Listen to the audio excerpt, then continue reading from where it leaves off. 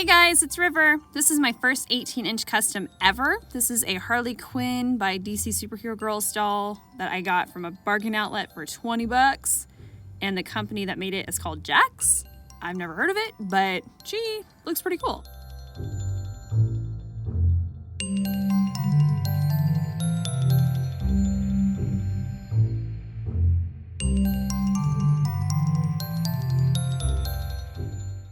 I was a little disappointed in the lack in range of posability with this doll, like her torso joint and her leg joints. They just did not go very far, but I mean, her head could touch her forehead, so that's a plus.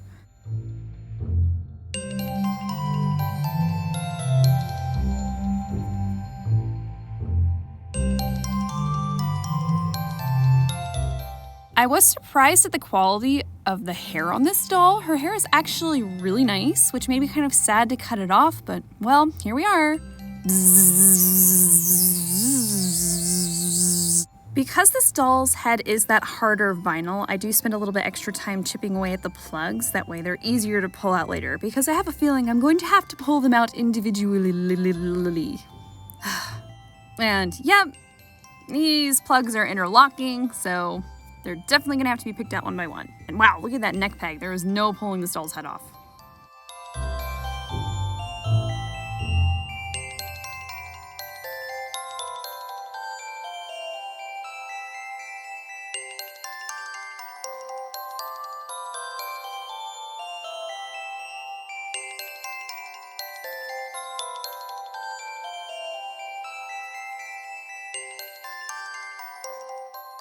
After removing the factory paint, I started working on designing the outfit, and I decided to give her a really big Lolita dress. And the blue fabrics I ended up using are actually from Always in Stitches in Noblesville. I think I went shopping for it there about a year ago.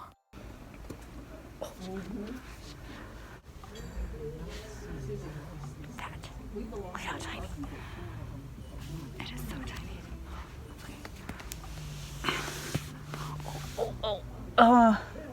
So anyway, I don't know where I got this pink fabric from, but I decided she needed a shirt underneath her dress. But this is that blue fabric that I found at Always in Stitches in Noblesville. It's one of my favorite fabric stores. They have so much. It's just awesome. I love it. And I'm pretty sure this fat quarter of this cute blue fabric came from there too. Oh, here I'm cutting bias. I decided for some reason to give the dress piping, which even on this scale, might not have been the best decision. Anyway, after cutting the fabric on the diagonal, I pin them right sides together at 90-degree angles and then stitch seams there, and later I press them, and that is how you make bias.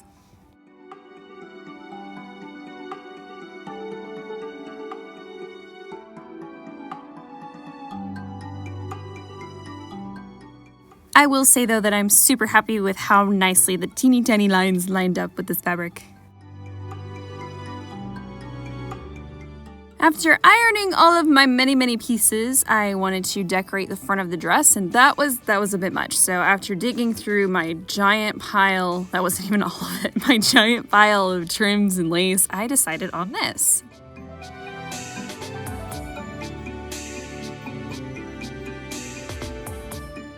I pinned 2 pieces of the white trim down the center front and sew using a zigzag stitch, so not only do I avoid having to sew through there twice, but it lays nice and flat too. Look, see, isn't that nice? Just so satisfying, huh? And then I have to hand stitch this polyester trim on because it was just gonna get muffed up by the sewing machine, and I was not having that. Here I am working on the dress sleeves, and that is where that piping comes back in. So to make the piping, I take this cotton cording and I hand stitch it into the bias like that, and that is how that looks. I do cut a couple of notches into the neck hem just to help ease the fabric around that curve.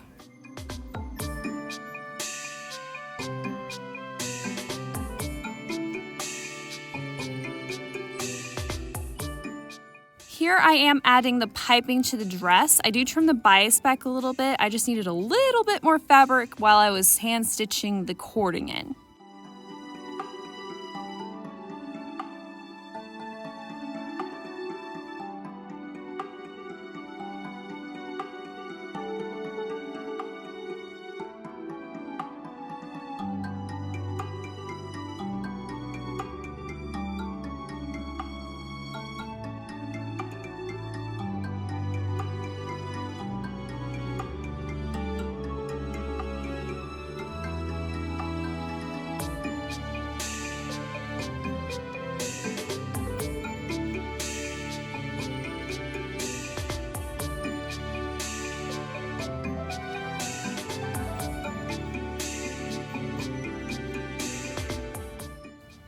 so happy with the fit. It just looks super nice. Okay, so here's a pro tip cheat that doesn't always work, and it is not best practice, okay? It's not. But I was feeling a little bit lazy, so I tied a bit of embroidery floss, which I ended up using for something else later, around her waist to kind of find the waist.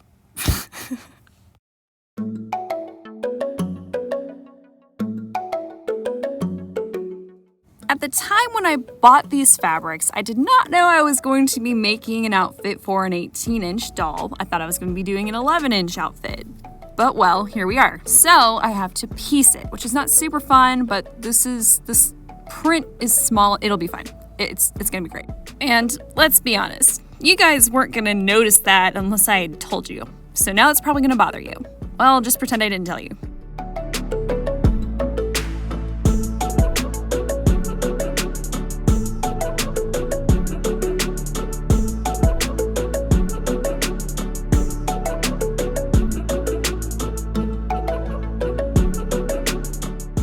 Anytime I do gathers or ruffles, I always find the mid and quarter points, and we know where the ends are. That way when I pull up the gathers, they are evenly balanced. I used to sew professionally, so I have to do it that way. Oh my goodness, I can't help it. I have to put rickrack on this, and I always hand stitch my rickrack and my trims. They just look and lay so much nicer. Isn't that pretty? Oh my goodness, look at it. The same way I balance my gathers, I do the same when I gather the skirt to the bodice.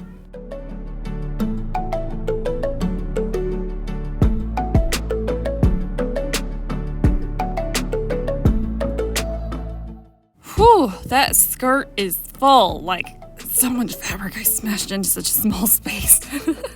In hindsight, it probably was not necessary, but I was having fun, so I'm going with it.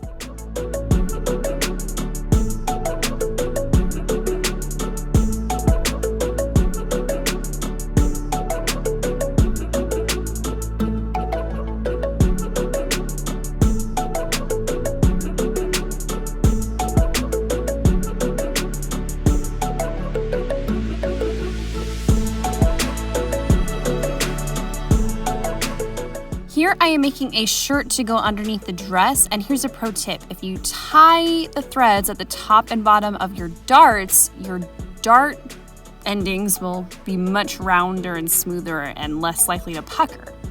See, isn't that just so satisfying? I love it.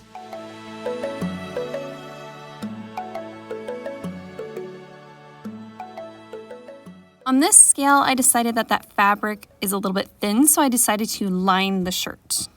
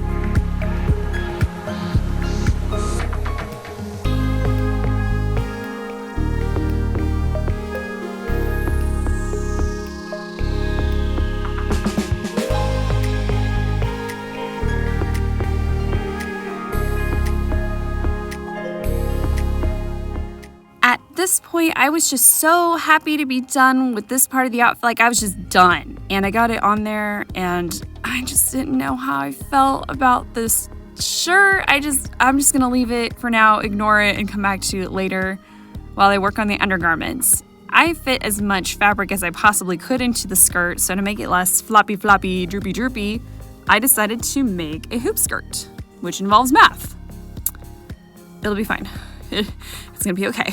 So to figure out the lengths for the reed, I did math for circumference. So basically, I knew how wide I wanted the circles to be and used that. I plugged that into the circumference formula and did all the math off screen, and here's the reed, and I cut those boogers out.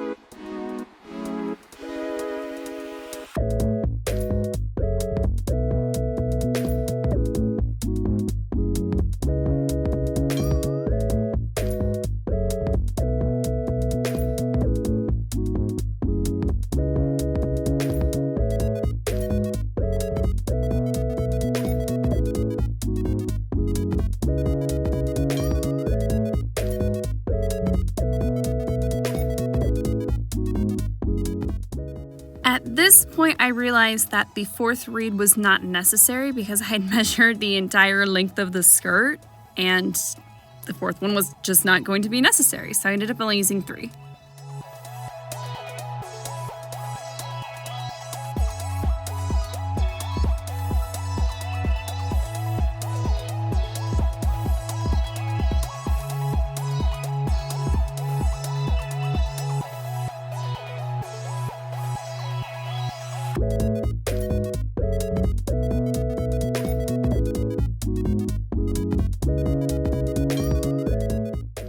I am super happy with the way this turns out. My only qualm with this, I have a qualm, is that it makes getting her on her doll stand insanely awkward, difficult. Like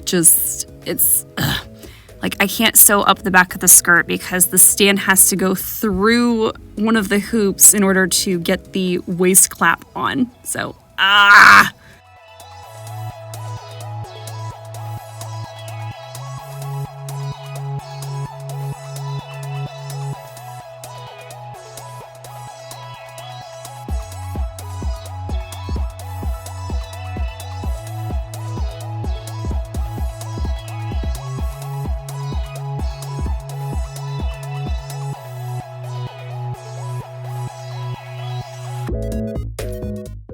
I got all of my hair for this project from Shimmer Locks. I'm so excited. I'm using cotton candy, corn silk, summer sky, blossom, and buttercream. And before even getting the hair out of the bags, I could tell the quality was great. The luster is really nice. It's really thin, it's soft, and it's long hair for days. I love it. You could do so much with this.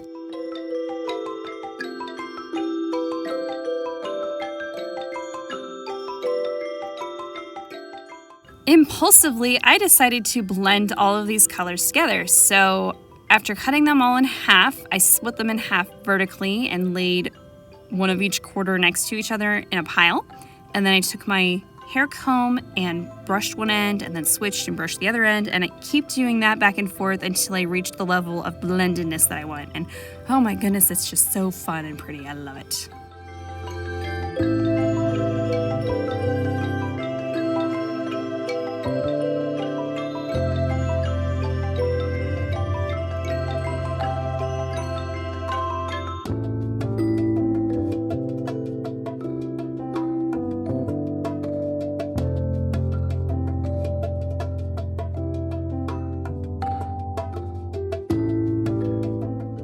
Once I got all the way around the edge, I decided to go ahead and glue the edge. I also put glue along the center part to kind of close up the holes a little bit because the holes were so big.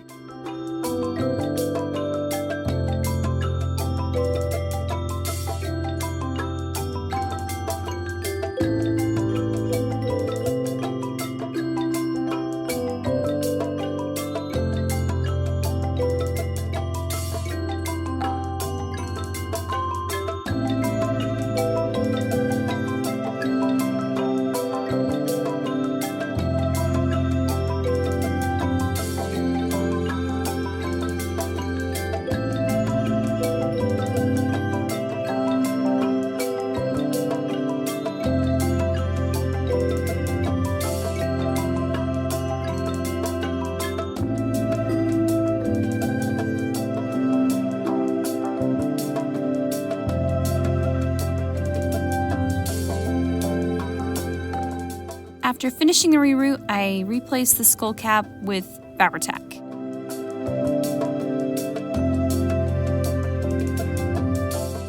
I would just like to say that I really enjoyed working with this hair from Shimmer Locks. I cannot wait to get more hair from them in the future. It's so soft and silky, and it was so nice to work with it.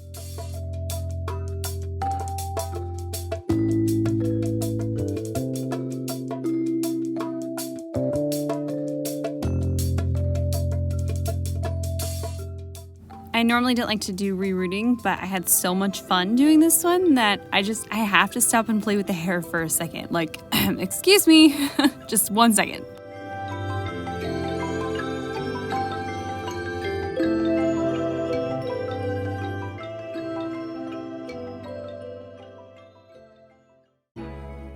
decided I wanted to decorate my doll with a whole bunch of cute and colorful things, and being that I was not satisfied with my current collection of cute and colorful things, I decided to make some more. I decided I wanted to make macaroons, so I mixed up my own colors of polymer clay, and using these cookie cutter tools, I cut out some circles.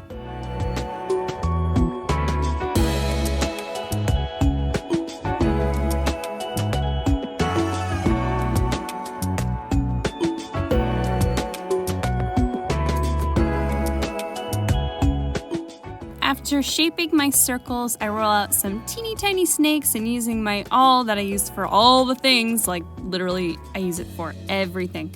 I use that to give the snake a little bit of texture, and then I'm using a Q-tip with a little bit of alcohol just to smooth off the top of the macaroons.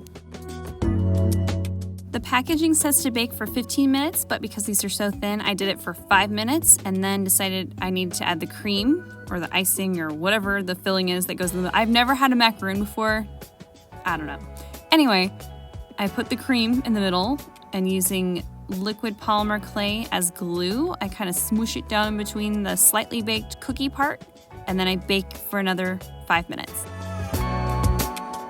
Finally, I can get to the Faceup. I actually had a really hard time with this because she's so much bigger than what I was used to working with. Getting the eye shapes the same and orienting the eyebrows, just, yeah, wow. Most of layer 1 was me messing around with the eye shape, but once I got that in, I was able to do the eyeshadow, and I did some blushing, the lip color, I got the whites of the eyes filled in, and I did start giving her the highlight in the bow above her lip because she didn't really have a lot of shape there. Here being my future self, looking back at my past self, I don't know what I was thinking about the eyebrows, but they get covered up with bangs later. In layer 2, I work to darken up the lines around her eyes. I increase the blushing and highlighting. I work in the irises, their shape specifically. I try to get them as round as possible, even up into the upper lid. I try really hard to make it look like there's circles floating underneath there. It's kind of tricky sometimes. I work in the color, and then I go into the eyebrows. Basically, I start laying the foundation on top of the foundation to work in greater detail later. Right now, I'm just building up opacity. Right around layer 3 is where I start to really feel a face up.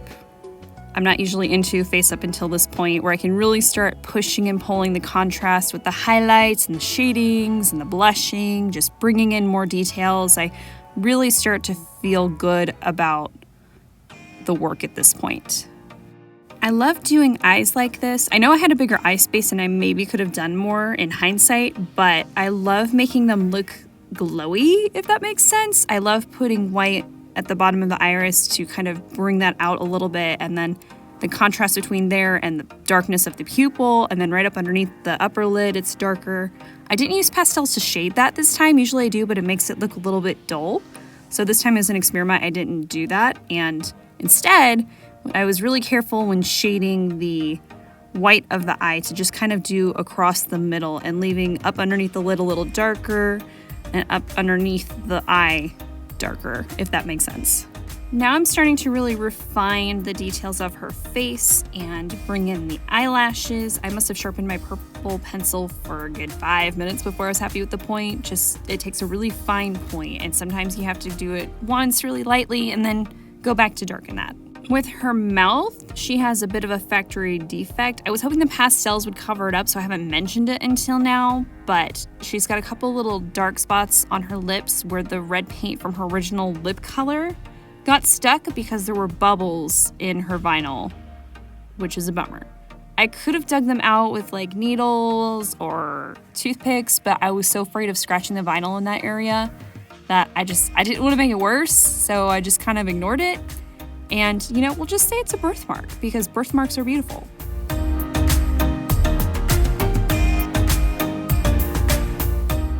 I started adding this little detail last year and I absolutely love it. Like, this is probably my favorite part of doing the eyes, is using my really, really super fine nail art brushes to put a little highlight at the very bottom of the pupil. I call it a crescent highlight. I don't know what other people call it, but anyway, it just really emphasizes the contrast between the iris and the pupil, and I love it. Like, I'm obsessed. If this is your first time experiencing my work, my usual eye shine MO is 1 dot in each eye at the 3 o'clock position. That's just what I do. I don't know why I do it that way. That's my normal, and I decided to be completely different this time. Completely different. It's completely different, you guys. And do I don't know what to call this, like a bubble eye shine. I don't know if it has a name or something, but that's what I'm calling it because it's cute. So I do end up adding a couple dots next to it with acrylic paint because I wanted her eyes to be kind of sparkly. Looking back, I'm kind of torn because I like the hairstyle that I picked, but at the same time, her face looks really good without bangs. If it weren't for those eyebrows, I'm not sure how I feel about those things. I don't know if I'll do rainbow eyebrows again, but there they are. So I do end up glossing her lips, but not the eyes, with Tamiya Color Acrylic X22.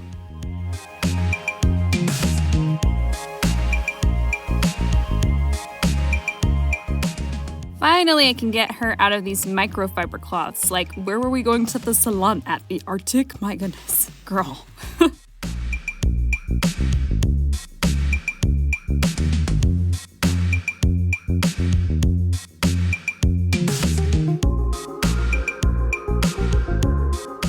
My original idea was to curl the ponytails, and I tried for like an hour.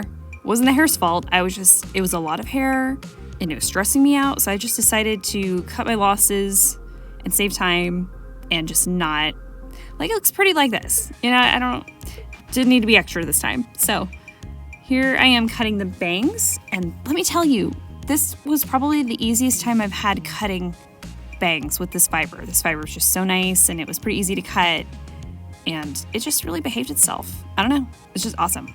Thanks, Shimmerlocks.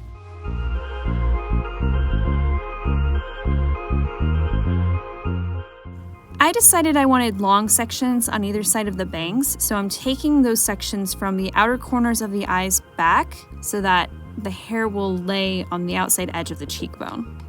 As I cut around the sides of her bangs, I'm kind of framing the face just a little bit, cutting on a curve, if that makes sense. Fix that little booger there. But the hair, like I said, the hair was just really easy to trim up, and it would look so cute. Okay, now that I've got the hair styled and the face done, I'm okay with the shirt now. I wasn't earlier, but it's fine now. Next, I gathered up all my cute, pretty pastel things, like look at these fuzzy teddies, and I cut the back off this button. Here's some beads I got from the dollar store. There's ribbon. I made this little pastel cake and the macarons out of polymer clay, and I just, like, so many fun, pretty things. Like, what should I use? Before I get ahead of myself, I measure my doll's head, and using craft felt and my pinkling shears, I cut out a long oval shape to kind of be the base for my headdress, because in general, me personally, I do not like gluing things directly to my doll. I glue bits of ribbon on there and then tie it to see how it's going to sit on her head. And then I start kind of holding things up and seeing how it's going to lay, glue a couple of things on, I just kind of wing it.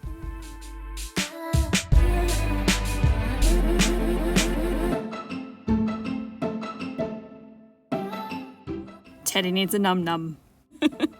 I wish I had had a few more things to glue to her headdress, but I was using what I had at home or what I could make. I didn't really go out and buy anything, so maybe I'll add more over time as I collect more things, because that's gonna happen. So, okay, this looks pretty good. I decided I wanted to have something kind of like a barrette on her bangs, if that makes sense, but I didn't want to glue it to the hair, so carefully I glued a little 1/8 inch ribbon to the bottom of the headdress, and then even more carefully, I glue some bows that I glued buttons to, I stuck that on there like that, boop, and then I trim off the excess ribbon below.